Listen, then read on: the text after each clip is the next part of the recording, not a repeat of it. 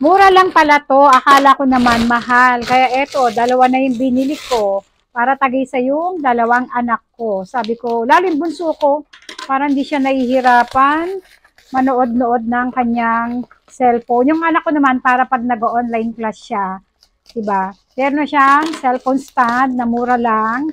At ang dami ko nakakitang gumagamit nito. Sabi ko, bili nga ako dalawa. So, ito na nga. Dalawa na nga yung binili ko. Ayan. Tada! Buksan natin yung isa. Tingnan natin. Itsura niyan. Okay, ito. Ay, ang bigat niya pala. Uy, parang bakal na bakal talaga siya. Ano to? Pandikit? May kasama siyang ganito. Parang ba? Ay, ayan na. Ay, inosente. Si Daisy.